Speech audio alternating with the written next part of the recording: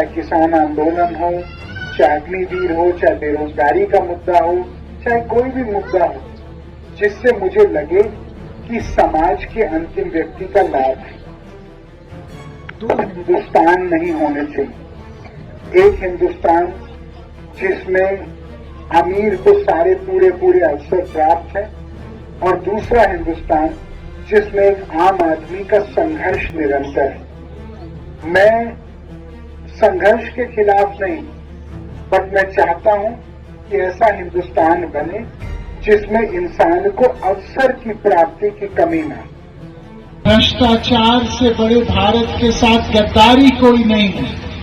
जो लोग पीलीभीत के या बाकी जगह के नेता कमीशन लेते हैं, जो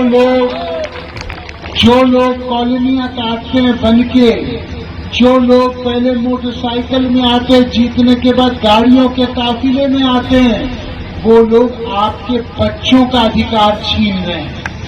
वरुण गांधी, मेनका गांधी के बारे में कोई राजनीतिक प्रतिद्वंदी भी नहीं कह सकता कि हमने कभी भी 1 रुपए का दमन कभी किसी के साथ किया है, 1 रुपए का कमीशन खाया है, 1 रुपए का को किसी के साथ गलत किया है।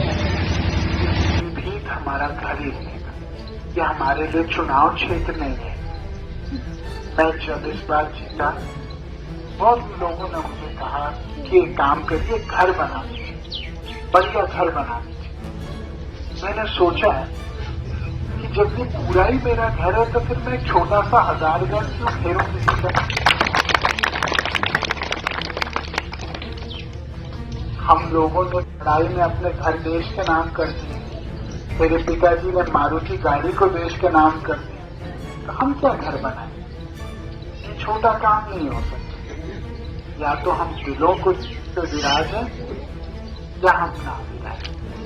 लेकिन जमीन घेरने का काम, कॉलोनी काटने का काम, ये हमारा काम नहीं। इसके लिए और बहुत। आपको पता है कि हमारे एक कट्टर ईमानदारी राजनीति है।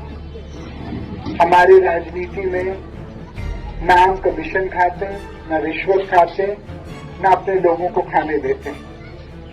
और आप इसकी तुलना बहुत सारे स्थानीय नेताओं के साथ करें, जो पहला मौका उनको मिलता है तो उनका जेब इस कदर भरते हैं कि आप उनके जीवन में अंतर देख सकते हैं।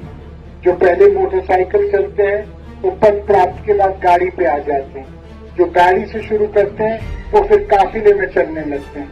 लेकिन मैं इसी गाड़ी में आपके पास 5 साल पहले आया, इसी में 2 साल पहले आया, आज इसी में आ रहा हूँ, आगे भी इसी में आऊंगा। क्योंकि मैं पैसे और ताकत को अपनी पूंजी नहीं मानता, मैं आशीर्वाद और रिश्ते को अपनी पूंजी। क्योंकि हम राजनीति कुछ बनने के लिए नहीं आए हैं, कुछ करने के लिए चाह रहा था। तो मैं नाम नहीं लूंगा।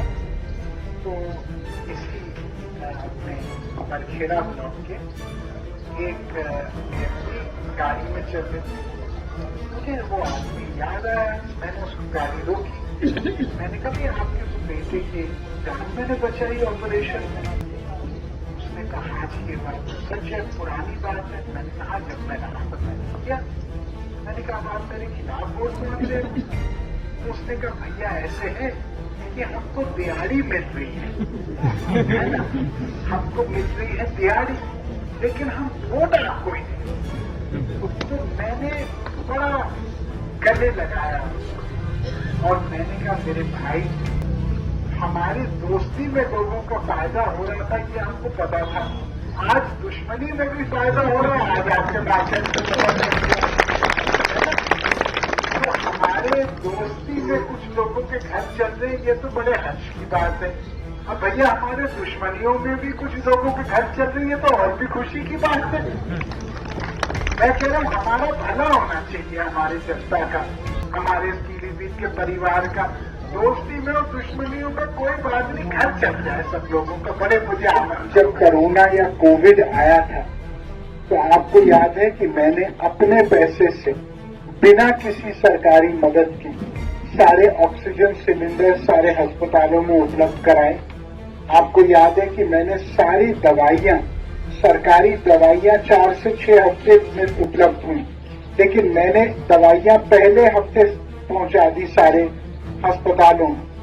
आपको याद है, चाहे बीसलपुर हो, चाहे पूरनपुर हो, चाहे पीलीभीत हो, चाहे बहेरी हो, हम लोगों ने पहले हफ्ते से ही अपना भंडारा शुरू किया ताकि कोई भूखा न रहे, खासकर जो मरीज हो या पीड़ित हो।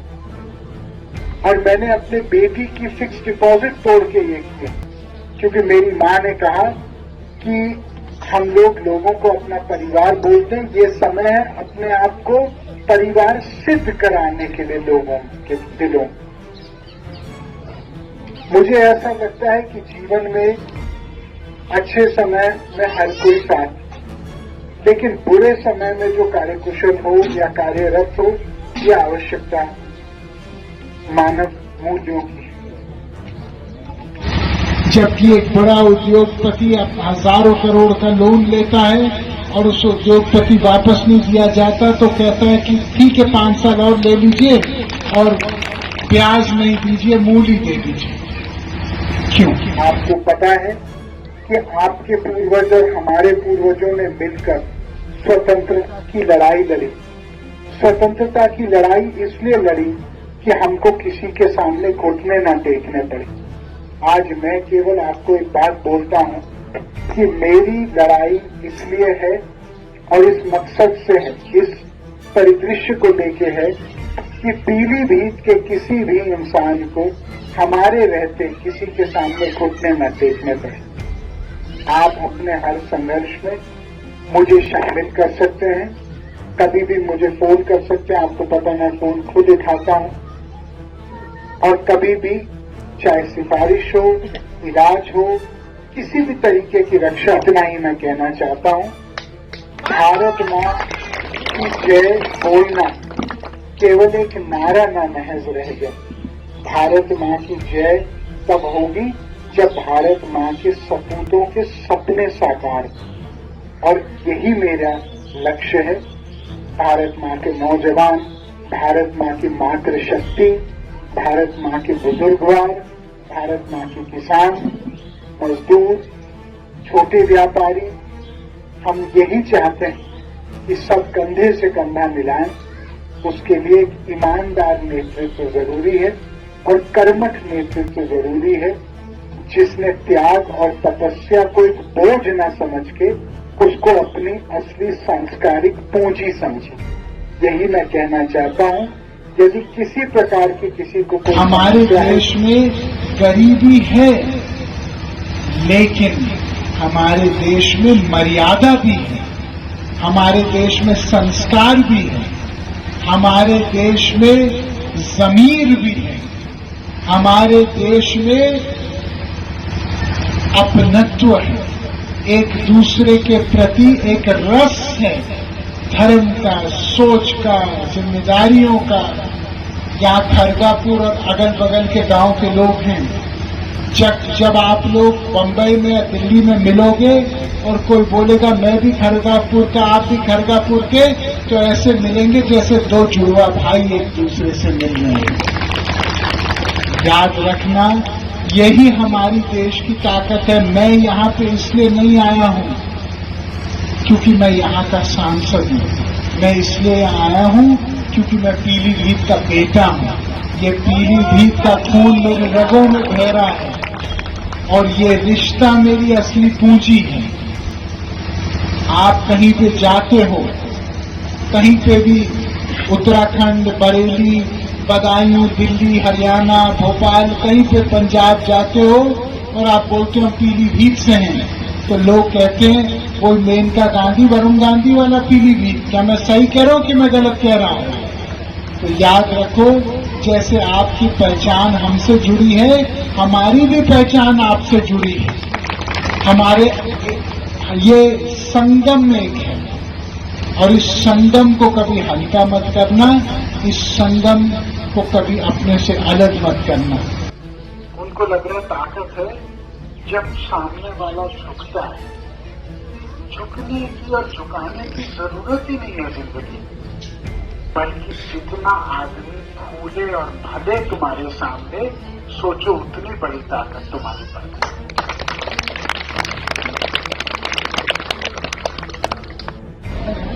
सर्वप्रथम मैं आंगनबाड़ी के आशा के, महिला समूह के, शिक्षा मित्र के, जितने भी संविदा कर्मचारी और समूह के लोग हैं, मैं सबको प्रणाम करना चाहता हूँ और मैं उनको ये कहना चाहता हूँ कि आप ही देश की असली ताकत है, क्योंकि आप बिना किसी सहयोग के आपने देश को खड़े करने का संकल्प किया है।